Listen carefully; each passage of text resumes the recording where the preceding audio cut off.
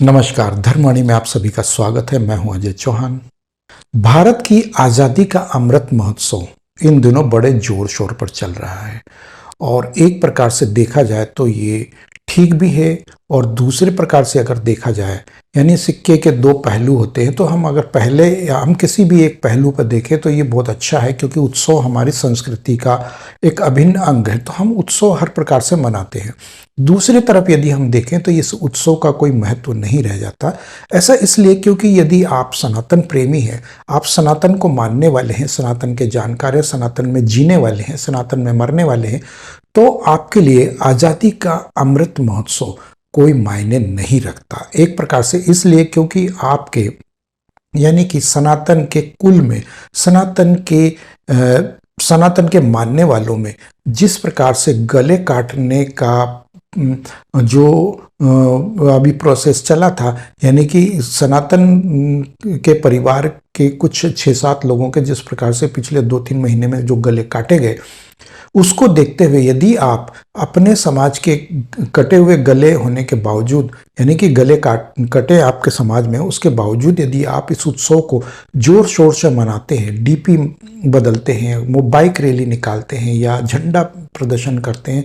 तो आपको इस चीज का एहसास नहीं है कि आप कितनी बड़ी भूल करने जा रहे हैं।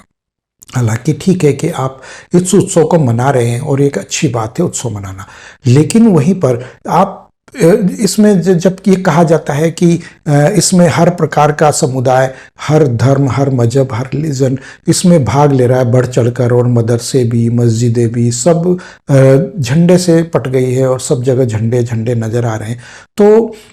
छोटा सा भी यदि ज्ञान हो किसी को, तो उत्तर प्रदेश में जिस प्रकार से एक चंदन गुप्ता नाम का कोई लड़का था, वो जब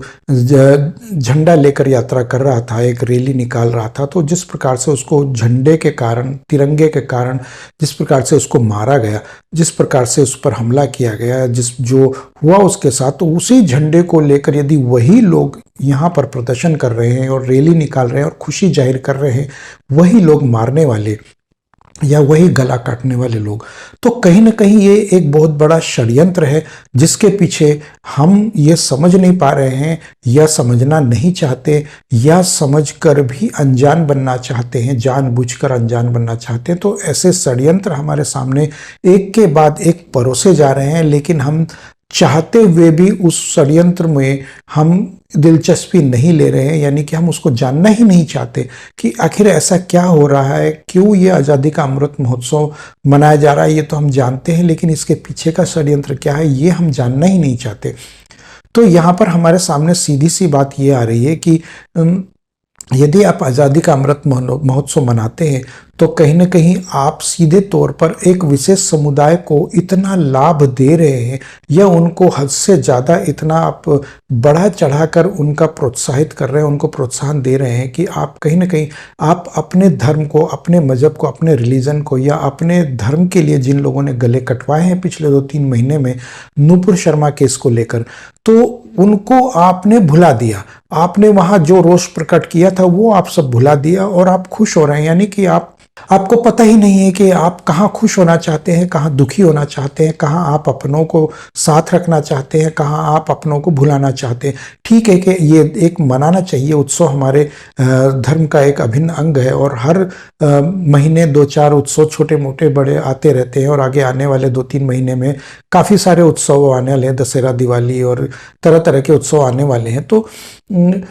हम हर एक उत्सव को मनाएंगे, लेकिन ये वो उत्सव नहीं है जिसको कि हम ये कह सके कि ये सनातन से जुड़ा हुआ उत्सव है, सनातन संस्कृति से जुड़ा हुआ उत्सव है। ये हमारा वो उत्सव नहीं है। यदि आप सच्चे दिल से अगर आप देखेंगे, जानेंगे, तो ये आपके लिए वो उत्सव नहीं होना चाहिए जिस प्रकार से, हाँ ठीक है कि आप एक दिन अपनी डीपी बदल दें, अपने सोशल मीडिया के किसी भी प्लेटफॉर्म पे अगर आप हैं तो अपनी एक डीपी बदल के थोड़ी देर के लिए आप उसमें भाग ले सकते हैं। जाहिर सी बात है कि 1 दिन 2 दिन के लिए कर सकते हैं, लेकिन अगर आप सोच रहे हो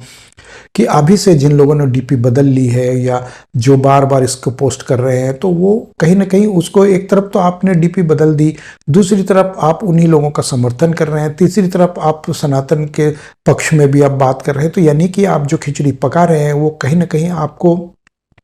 विवश कर रही है कि आपकी मानसिकता को आप खुद ही उजागर कर रहे हो। तो आपका कहीं वो लोग जितना आपका लाभ ले रहे हैं वो अपने मजहब में, अपने धर्म में, अपनी आस्था में और अपनी एक्टिविटीज़ में कहीं से भी वो घालमेल नहीं करते हैं, कहीं से भी वो इस चीज़ का दिखावा नहीं करते हैं। लेकिन आपको ये पता ही नहीं आपके कंधे पर बंदूक रखकर किस प्रकार से चलाई जा रही है, किस प्रकार से आपको इसमें घुसाया गया है, किस प्रकार से झंडों का अपमान किया जा रहा है। झंडा वो होना चाहिए था जो जो जिसका मेंशन किया गया है संविधान में, सबसे पहले जिसको किया गया, तो उसका कहीं ना कहीं अमेंडमेंट करके उसको टेरिकॉट का लगा दिया। तो वो कहीं से कुछ भी आप कहीं भी लगा सकते हो, कभी भी लगा सकते हो। तो किस प्रकार से कूड़ेदान में डाले जा रहे हैं। तो हमने तमाम तरह के उदाहरण हमने झंडे के देखे हैं। सड़कों पे, किस फुटपाथ पे, नालियों पे किस प्रकार से बिक रहे हैं झंडे, और किस प्रकार से कौन कैसे बेच रहा है झंडे, और सब कुछ हमारे सामने आ गया। तो ये वहीं पर अगर आप इसके साथ भगवा झंडे को भी लगाते, भगवा ध्वज को भी साथ में लगाते हैं, तो कहीं ना कहीं आप अपमान तिरंगे का नहीं बल्कि आप अपमान भगवा ध्वज का कर रहे हैं। तो इससे बचने की ज़रूरत है आज कि आप मंदिर के ऊपर यदि भगवा भी लगा, भगवा तो लगा ही रहेगा, लेकिन अगर आप वहाँ तिरंगा भी लगा देते हैं तो कहीं ना कहीं ये उस पवित्र स्थान का अपमान होता है एक प्रकार से, कि जो ध्वज जिस इस विशेष स्थान पर यदि लगाया जाता है तो उसका सम्मान वहीं होना चाहिए। आप राष्ट्रपति भवन पर यदि तिरंगा देख रहे हैं, भारत के राष्ट्रपति या भारत के प्रधानमंत्री के कार्यालय पर या कहीं भी किसी भी सरकारी संस्थान पर आप भगवा ध्वज को नहीं लगा सकते, क्योंकि वो उस स्थान का, राष्ट्रपति भवन का या उस सरकारी इमारत का अपमान माना जाएगा, क्योंकि वो अपमान या गैर संवैधानिक माना जाएगा। तो उसी प्रकार से आप भगवा ध्वज की जगह पर यदि झंडे को लगाते हैं तो वो उस भगवा ध्वज का और उस विशेष स्थान का अपमान माना जाएगा। यहाँ ये भी समझने वाली बात है, लेकिन लोगों को ये बात समझ में नहीं आती है, और वो किसी भी प्रकार से आनंद फानन में जो भी आया, तो हमने तो भगवा ध्वज लगा दिया, हमने तो ये भी लगा दिया, हमने तो वो भी लगा दिया। तो ये आप अपने घरों पे लगा सकते हैं, झंडे भगवा दोनों को एक साथ लगा सकते हैं, लेकिन आप मंदिरों पे, मैं देख रहा हूँ कि कितने मंदिरों में कितने लोगों ने लगाए हैं। तो वो एक प्रकार से भगवा ध्वज का सीधा सीधा अपमान है। तो इस अपमान से बचे और भगवा ध्वज को भगवा ही रहने दे और तिरंगे को वहाँ से हटा दे, क्योंकि तिरंगे की जो स्थान है वो या तो आप अपने घरों पर फहराइए, जिस प्रकार से कहा जा रहा है कि हर घर तिरंगा, तो वहाँ फहराइए, या फिर आप सरकारी इमारतों तक सीमित रहने दीजिए, अपने वाहनों पर जरूर लगाइए, लेकिन आप मंदिरों से बचिए। मंदिरों या धार्मिक स्थानों पर आप भगवा ध्वज की जगह पर या भगवा के साथ आप जिस प्रकार से दोनों तिरंगा और भगवा दोनों लगाते हैं, तो इसमें भगवा का सीधा सीधा अपमान है, और ये बात किसी की समझ में नहीं आ रही है। तो मैं यहाँ आप लोगों से यही विनती करूंगा कि आप भगवा की जगह पर भगवा रहने दीजिए, तिरंगे की जगह तिरंगा रहने दीजिए। या तो यदि आप राष्ट्रपति भवन पर या सरकारी इमारत पर आप भगवा फहरा के देख लीजिए आपके साथ क्या होने वाला है, या तो आपको गोली मार दी जाएगी या आपको जेल में डाल दिया जाएगा, क्योंकि वो सरकारी इमारत है। तो उसी प्रकार से आपको भी चाहिए कि आप किसी भी प्रकार से आप भगवा का अपमान ना करें और भगवा को भगवा ही रहने दें। यही मेरी आप लोगों से विनती है। तो मिलते हैं अगले वीडियो में, तब तक के लिए जय श्री राम।